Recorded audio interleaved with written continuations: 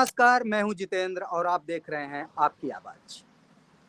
हमारा ये चुनावी सफर, दिल्ली का चुनावी सफर आ पहुंचा है चुनाव से मात्र 3 दिन पहले।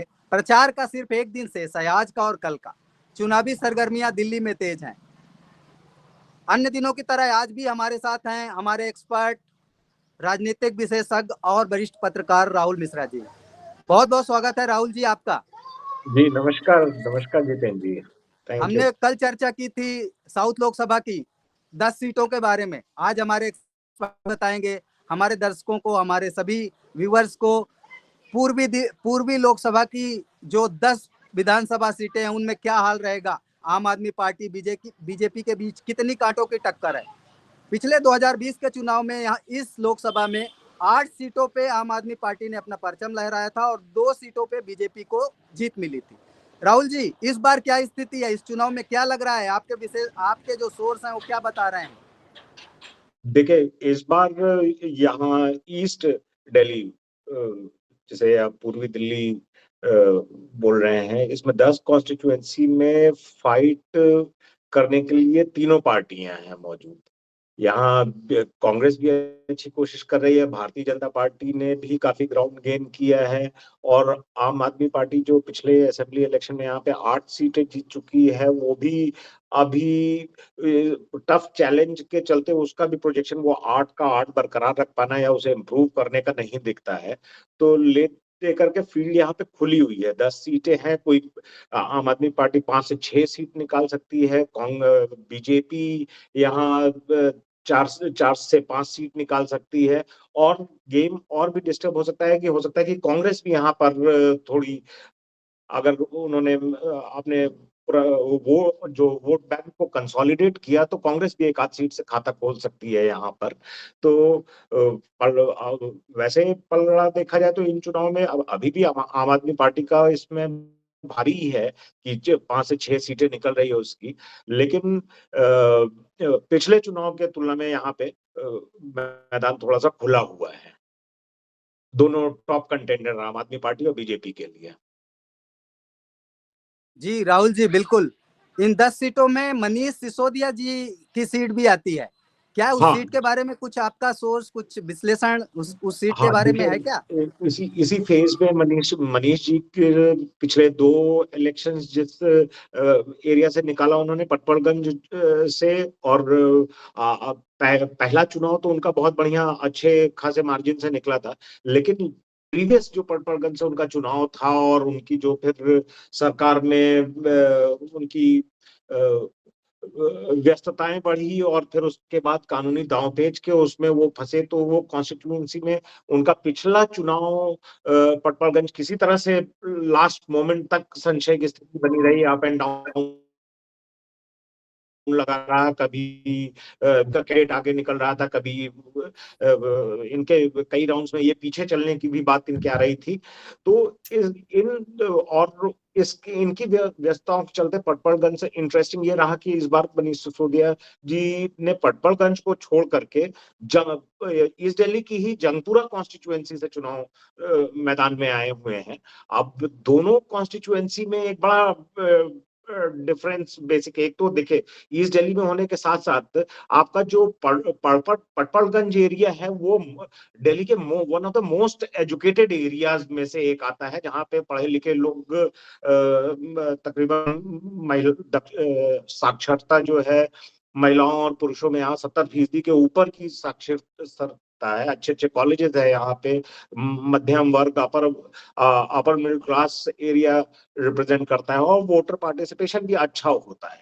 तो अगर ये ऐसी एक कॉन्स्टिट्यूएंसी पे 2 चुनावों में मनीष सिसोदिया को अपने टोटल वोट में कमी हुई, और वो हारते हारते दूसरा चुनाव बचे, तो वो यहाँ से शिफ्ट होते हैं इसी एरिया की एक ऐसी कॉन्स्टिट्यूएंसी जो कि कह लें कि पूरे ईस्ट दिल्ली की रिचेस्ट कॉन्स्टिट्यूएंसी है, जंगपुरा का।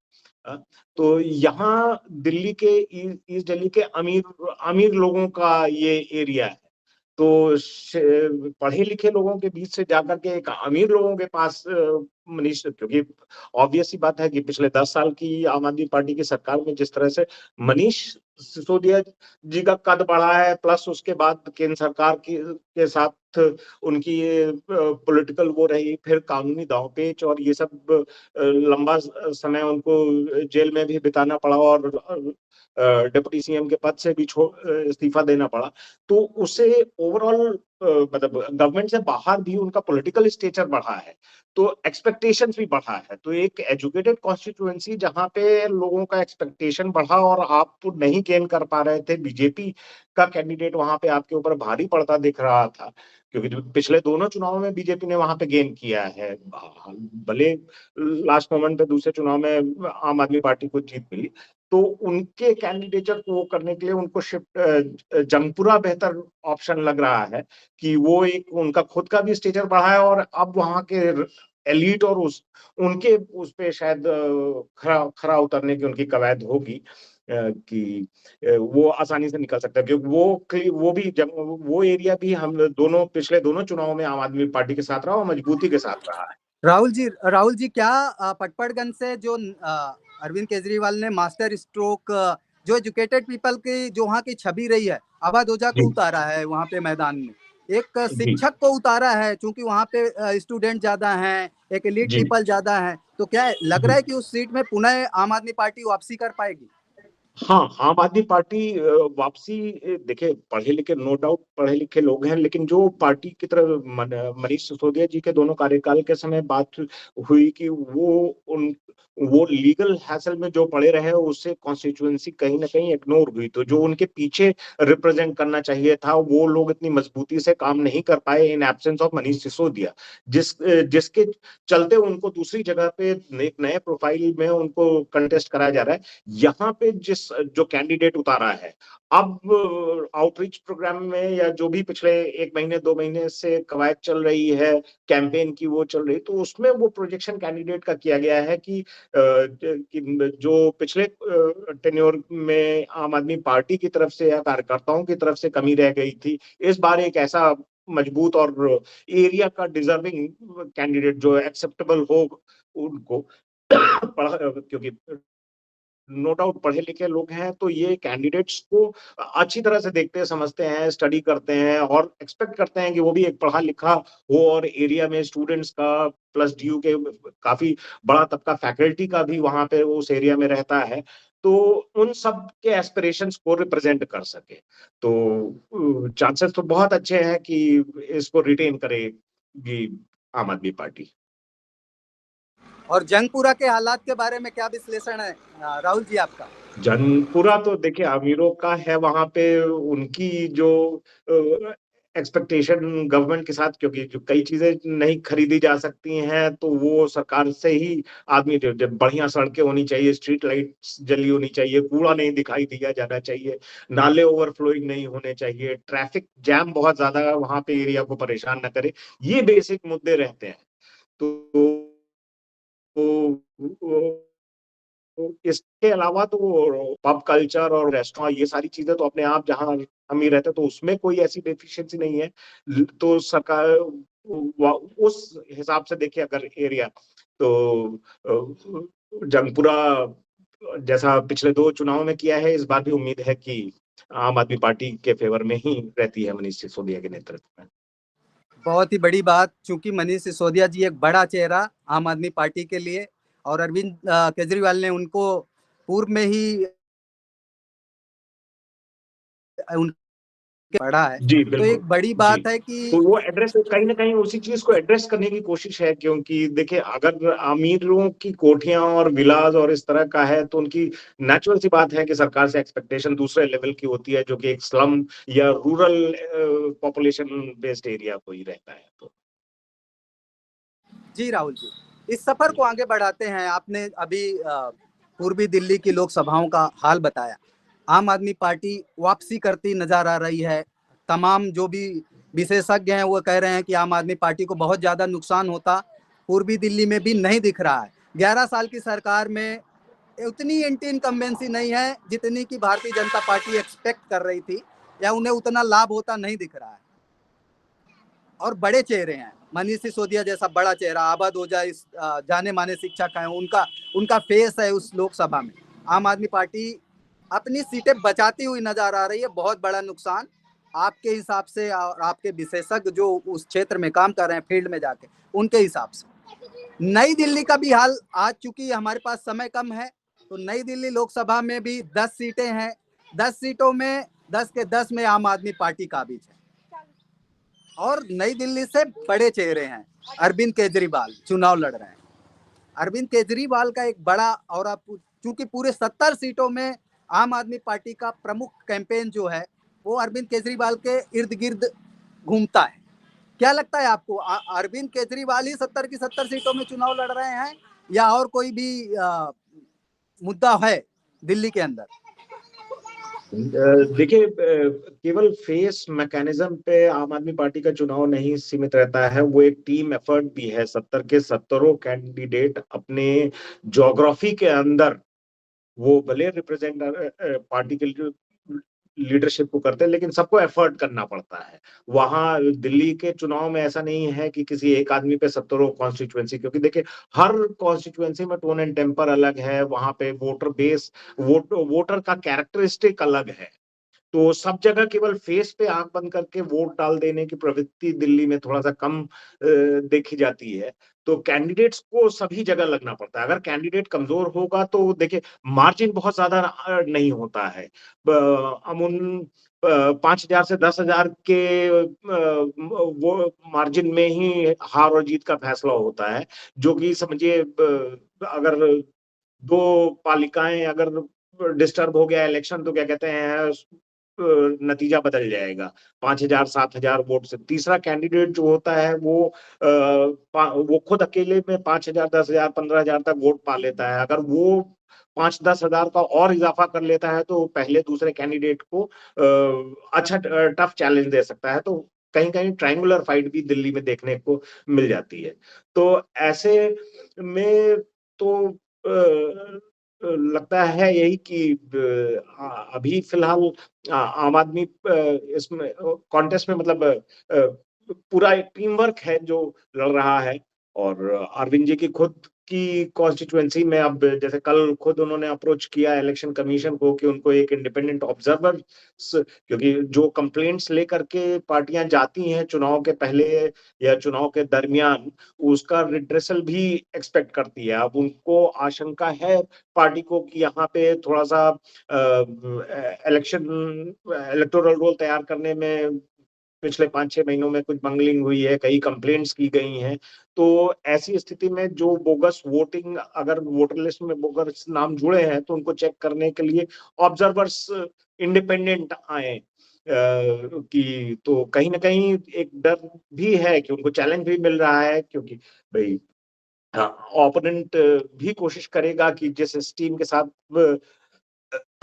आम आदमी पार्टी पिछले दोनों चुनाव में आगे निकल रही है, तो उसको बड़ा धक्का पहुंचाने के लिए अरविंद केजरीवाल जिस भी कॉन्स्टिट्यूएंसी से चुनाव लड़ते हैं, उस कॉन्स्टिट्यूएंसी पे कोई अलग ही मतलब नतीजा अगर दे दे या चैलेंज दे देती है, तो उससे पूरे बाकी सारी कॉन्स्टिट्यूएंसीज का भी नई दिल्ली इलेक्शन डिस्टर्ब। विधानसभा बहुत ही महत्वपूर्ण विधानसभा है। वहां से पूर्व मुख्यमंत्री अरविंद केजरीवाल चुनाव लड़ रहे हैं और वहां पे दो पूर्व मुख्यमंत्री के बेटे चुनाव लड़ रहे हैं। जी जी प्रवेश जी। वर्मा जो भारतीय जनता पार्टी से उम्मीदवार हैं, वो मतलब साहित्य सिंह वर्मा जी के बेटे हैं।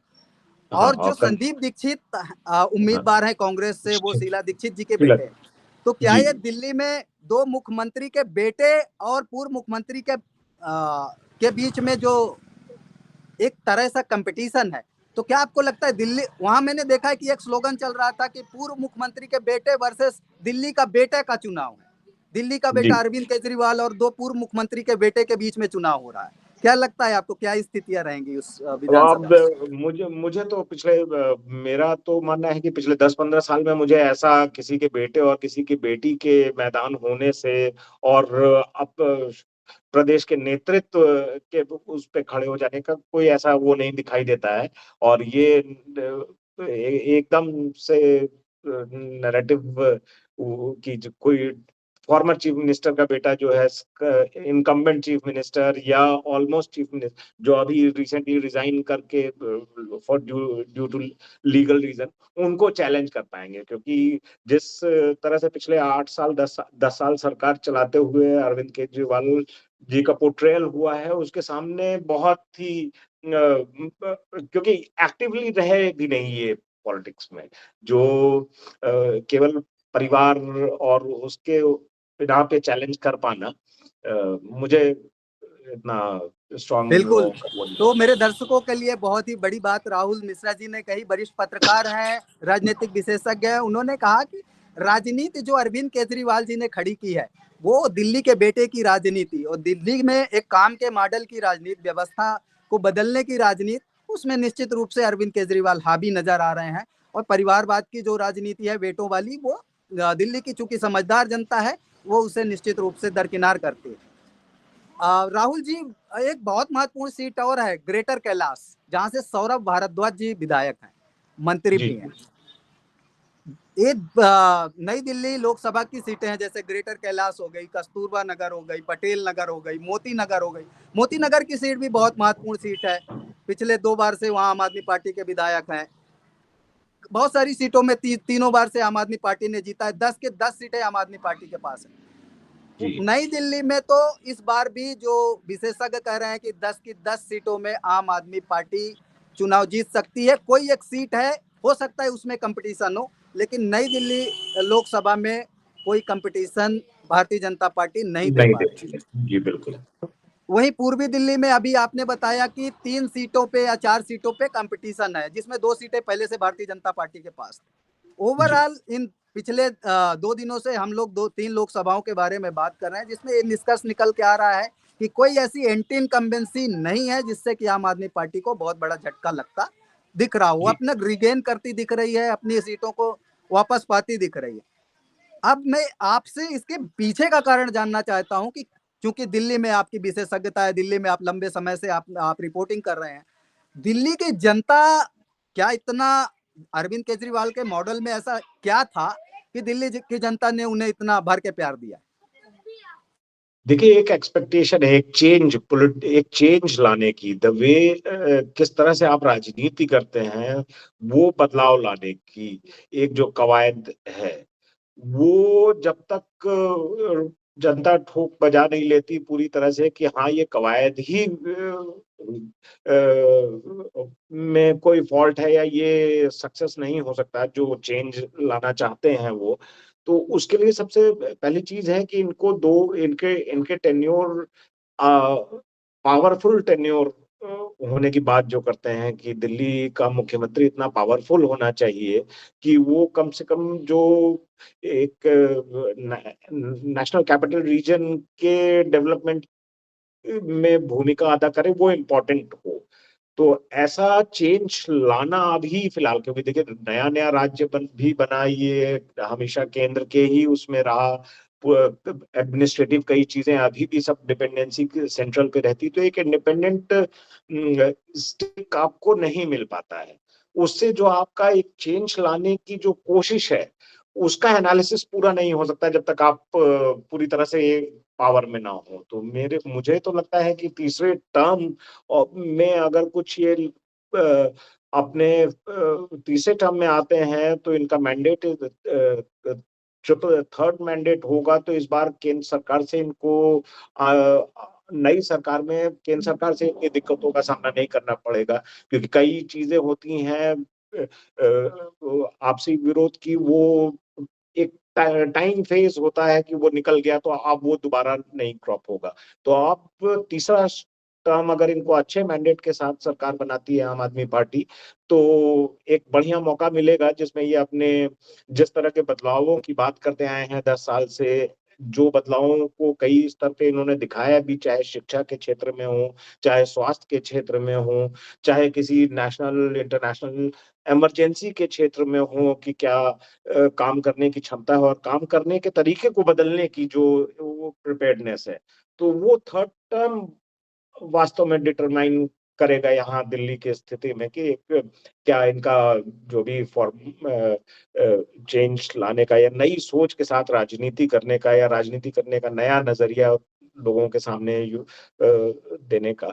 तो वो देखिए अगली सरकार में ये ज्यादा बेहतर ढंग से होगा इसमें। तो बस यही है कि अगर पार्टी आम आदमी पार्टी को तीसरा एक स्ट्रांग मैंडेट मिलता है तो वो एक स्ट्रांग चीफ मिनिस्टर देने में सफल होगी। जो कई जो इश्यूज होते हैं, टीथिंग इशू होता है सेंटर और केंद्र, ऐसा नहीं कि नहीं होगा एकदम से, लेकिन चूंकि 10 साल की सरकार पीछे बीत चुकी है, टीथिंग इश्यूज से ग्रस्त रही है, तो और कई डेवलपमेंट के चीज मुद्दे उसमें अटके रहे, रुके रहे, जिसके लिए अब अगर पॉलिटिक्स को दरकिनार करते तो फिर कोई चीज नहीं रह जाती, लेकिन पॉलिटिक्स को दरकिनार नहीं किया जा सकता है। तो वो बस उम्मीद ये की जा सकती है कि हाँ, अगर तीसरा टर्म है तो इस बार टीथिंग इश्यूज जो है काफी हद तक मैनेज्ड होंगे और एक फेयर प्ले का मौका मिलेगा, जिससे एनालिसिस आम आदमी पार्टी के 15 साल के टेन्योर की भी हो सक जाएगी, और जो चेंज का एक नैरेटिव लेकर के चल रहे हैं कि नई सोच के साथ नई सरकार बना रहे हैं, उसमें कितना दम खम है, तो वो इन चुनावों के बाद देखने को मिलेगा। बहुत बहुत धन्यवाद राहुल जी, आपने हमारे दर्शकों को बताया कि क्या है दिल्ली के चुनावी हाल। आपके और आपके टीम जो क्षेत्र में काम कर रही है, आप सभी के अनुसार दिल्ली में पुनः आम आदमी पार्टी 3 लोकसभाओं के विश्लेषण में तो ये लग रहा है कि 24 से 26 सीट पे आम आदमी पार्टी पुनः जीतती हुई नजर आ रही है। वहीं भारतीय जनता पार्टी को 4 से 6 सीटें ही वहां पे अभी प्राप्त होती दिख रही हैं। ये पिछले 3 लोकसभाओं के विश्लेषण में तो यही बात दिख रही है। आगे भी हम लोग इन्हीं मुद्दों पे चर्चा करते रहेंगे। सभी 7 लोकसभाओं पे हमारे विशेषज्ञ राहुल जी और अन्य साथी जुड़ेंगे। तब तक के लिए नमस्कार।